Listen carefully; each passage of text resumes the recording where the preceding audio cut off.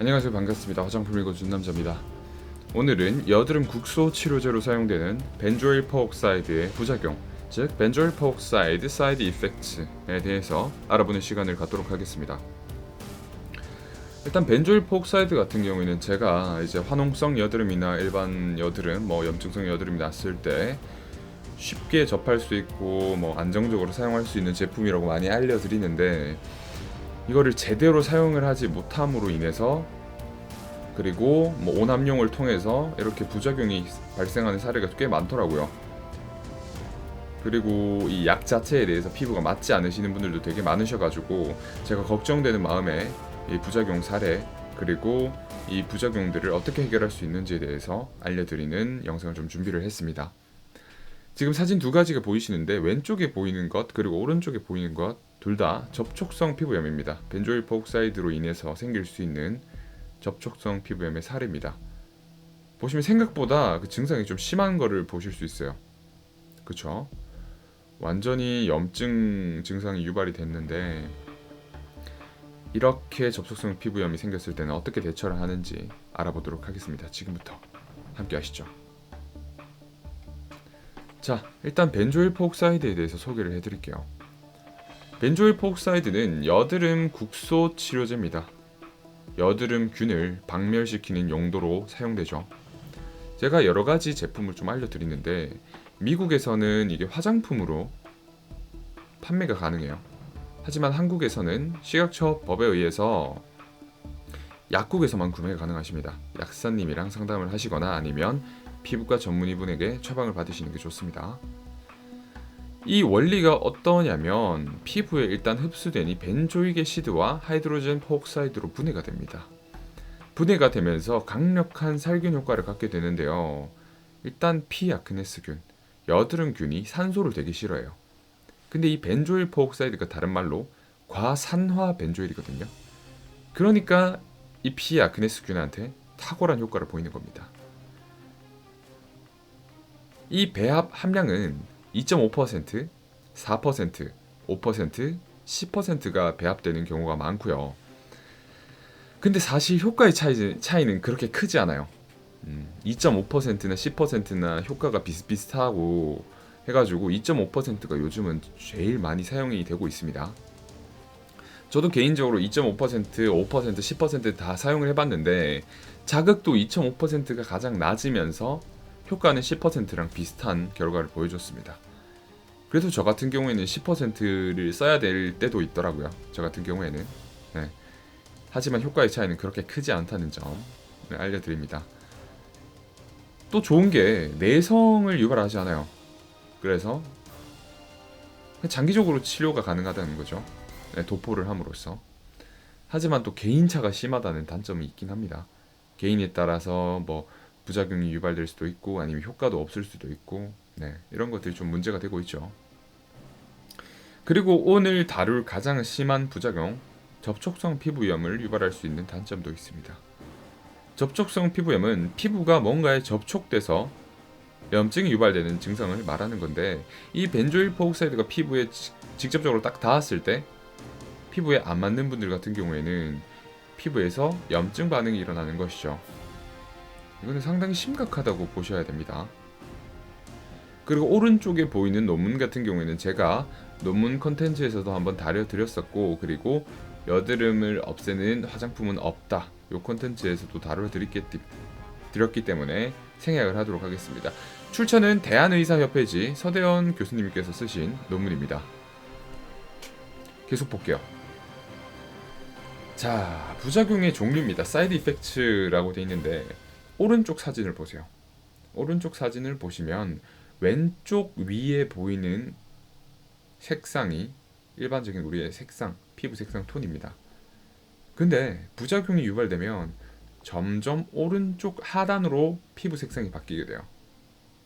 이리테이션, 즉 따가움이 유발되면서 화끈거리고 열감이 느껴지면서 붉은기까지 남는 그런 일반적인 부작용이 유발되곤 합니다. 이 벤조일 퍼옥사이드로 인해서 말이죠. 그리고 가장 심각한 것은 이 네 가지를 제외하고 접촉성 피부염이 유발된다는 것입니다. 접촉성 피부염은 그냥 놔둔다고 해결된 문제가 아니고 염증이 생기는 거예요. 그러니까 이 염증을 방치하시면 안 됩니다. 여드름과는 다른 개념이에요. 위에 보시는 따가움, 이리테이션, 화끈거림, 열감, 붉은기 같은 경우에는 이 벤조일을 사용을 중단하시고 좀 피부를 가만히 놔두게 되면 피부가 다시 돌아와요. 돌아오는데 접촉성 피부염으로 인한 그 부작용은 피부가 쉽게 돌아오지 않습니다. 그래서 피부가 문제가 생길 수 있어요. 자, 그러면 어떻게 해결하는 게 좋은가? 솔루션을 한번 알아보겠습니다. 첫 번째, 벤조일 페록사이드를 처음 사용하시는 분들은 아주 조금만 사용해 주세요. 여드름 난 부위에만 톡 찍어 바를 정도로 매우 적은 양을 손가락에 짜주셔가지고 넓은 부위에 펼쳐서 발라주시면 됩니다. 여드름 난 부위에만. 핵심은 진짜 좁쌀처럼 적게 덜어서 쓰시는 게 핵심이에요. 그리고 그렇게도 안 된다면 사용을 중단을 하세요.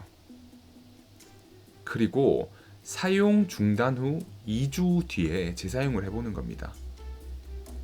2주 동안 피부를 다시 정상으로 복귀를 시킨 다음에 다시 테스트를 해보는 거예요. 벤조일 페록사이드로 인한 자극이 어느 정도 진정되고 피부가 벤조일 페록사이드에 적응을 했을 때쯤 다시 사용을 해보는 겁니다. 그렇게도 안 되고 접촉성 피부염이 유발된 경우, 지금 밑에 보이시는 두 가지 염증 반응, 이런 염증 반응 말고도 여러 가지 염증 반응이 있을 수 있어요. 어쨌거나 염증이 이런 식으로 더 심하게 유발되는 경우에, 붉으면서 염증이 유발되는 경우에 피부과를 방문하시는 게 좋습니다. 더마톨로지를 방문을 하셔가지고 이 염증을 잡으셔야 돼요. 그리고 앞으로는 벤조일 페록사이드를 사실상 못 쓰게 되시는 겁니다. 벤조일 페록사이드로 인해서 피부에 트러블이 생기고 피부에 자극이 발생된 거니까요. 앞으로 벤조일 페록사이드는 못 쓰시겠죠. 안타깝지만. 제가 이 컨텐츠를 진행을 하게 된 게 사실 제가 여드름은 화장품으로 없애지 못한다라는 콘텐츠를 찍고 나서 많은 분들이, 정말 수많은 분들이 벤조일 페록사이드와 관련된 연고를 사시거나 아니면 미국에서 직구를 통해서 이제 벤조일 페록사이드가 배합된 화장품을 구매를 하셔서 쓰시는 분들을 많이 봤는데, 좋다는 분들도 있지만 부작용이 생긴 것 같아요. 이거 도대체 어떻게 해야 되죠? 라고 말씀을 해주시는 분들이 많으셔가지고 조금 준비를 해봤습니다. 그리고 제 경험을 좀 들려드리자면, 저는 벤조일 페록사이드를 처음 썼던 때가 이제 20살이었어요. 21살이었죠. 21살에 이제 군인이었는데, 군인 신분으로 벤조일 페록사이드를 쓰는데, 그때 당시 워낙 화농성 여드름이랑 일반 이런 염증성 여드름이 심해서 벤조일 페록사이드를 얼굴 전체 도포를 했습니다. 처음부터. 그러니까 피부가 엄청 따갑고 막 후끈후끈하고 화끈거리고 막 이리테이션 수준이 매우 심했었어요. 밤에 잠을 못 잘 정도였어요. 너무 따가워서. 그때면 막 물로 씻어내고 자고 막 이렇게 한 기억이 있는데, 그렇게 한 1, 2주가 지나니까 피부가 적응을 하기 시작하더라고요. 그리고 이제 서서히 붉음증이 사라지더라고요. 그리고 여드름이 개선되기 시작했습니다. 요거는 제 사례를 말씀드리고 싶었던 거예요. 저는 일단은 참았어요. 어느 정도는 참았다는 걸 좀 알려드리고 싶고, 제가 처음에 벤조일 썼던 것은 2.5%였습니다. 2.5%였고 젤 형태로 되어 있는 제품을 얼굴에, 피부에 전체 도포를 했었는데, 여러분들은 이런 부작용을 막기 위해서 국소 도포, 그러니까 소량을 사용하시는 것부터 차근차근 시작해 주셨으면 좋을 것 같습니다. 제가 지금 찍어드린 이 벤조일 페록사이드 부작용 관련 영상이 여러분의 피부 케어 그리고 여드름 케어에 도움이 되셨으면 좋겠습니다. 그리고 벤조일 페록사이드를 사용하시기 전에 가장 좋은 방법은 약국의 약사님이랑 명확한 상담을 통해서 상담을 하시거나 아니면 피부과를 방문하셔서 피부과 전문의와 상담을 나누시는 게 좋습니다. 저는 제품, 그러니까 약을 추천해 드리기 위한 목적으로 영상을 찍은 것이 아니라 이런 성분은 어떤 역할을 한다라는 정보를 제공해 드리기 위해서 영상을 찍은 점 다시 한번 강조를 드리겠습니다.